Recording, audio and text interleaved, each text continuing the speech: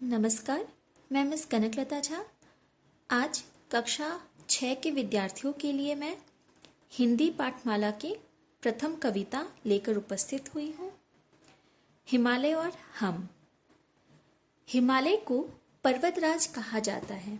देश की रक्षा में सजग खरा प्रहरी हर दृष्टि से हमारे लिए महत्वपूर्ण है।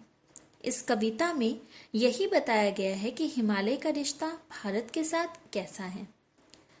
हम कविता पढ़ेंगे और उसकी पंक्तियों को समझेंगे। हिमालय और हम।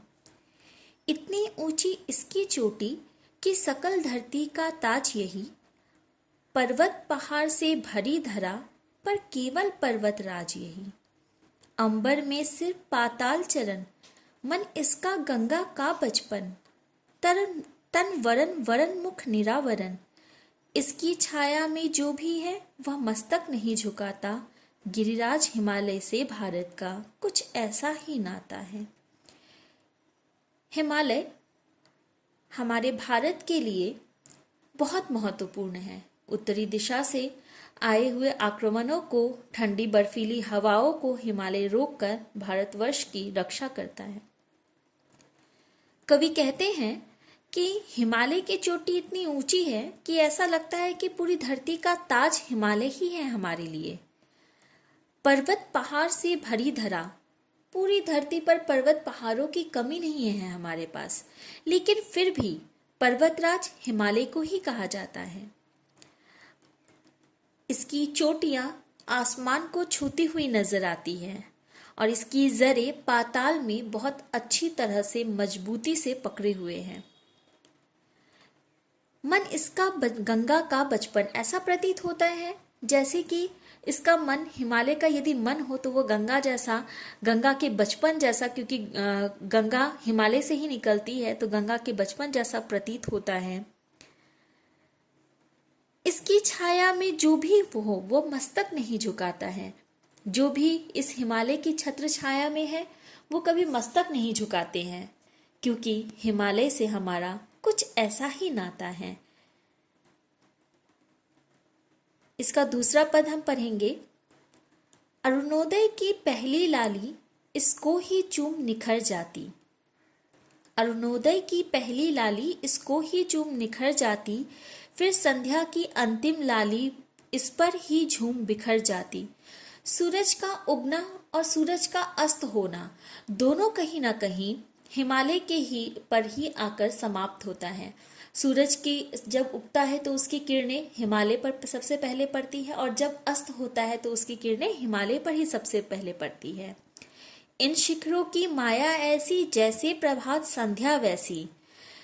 इन शिखरों की जो माया है वह इस प्रकार की है कि ऐसा लगता है जैसे यहाँ सुबह हो रही है, ठीक उसी प्रकार से यहाँ संध्या भी हो रही है। दोनों में कोई अंतर नहीं है, क्योंकि यहाँ सूरज की एक समान किरणें सुबह भी पड़ती है और संध्या के समय भी पड़ती है। अमरों को फिर चिंता कैसी इस धरती पर, इस धरती को बचाने के लिए जो अमर शहीद हुए हैं, जिन लोगों ने अपना बलिदान दिया है। कहते हैं हिमालय जैसा प्रहरी हमारे पास है तो फिर हमें चिंता किस प्रकार की। इस धरती का हर लाल खुशी से उदय अस्त अपनाता है और सच में इस धरती पर जन्म लेने वाला हर एक इंसान खुशी खुशी इस तरह के उदय और अस्त को, इस तरह की जब जीवन में समस्याएं आती है, उतार चढ़ाव आते हैं, हिमालय की तरह हम इन दोनों को स्वीकार करते हैं। कुछ इस तरह का ही हिमालय से हमारा रिश्ता है। अगला पद हम पढ़ेंगे। हर संध्या को इसकी छाया सागर सी लंबी होती है। हर सुबह वही फिर गंगा की चादर सी लंबी होती है। इसकी छाया में रंग गहरा है, देश हरा प्रदेश हरा, हर मौसम है संदेश भरा।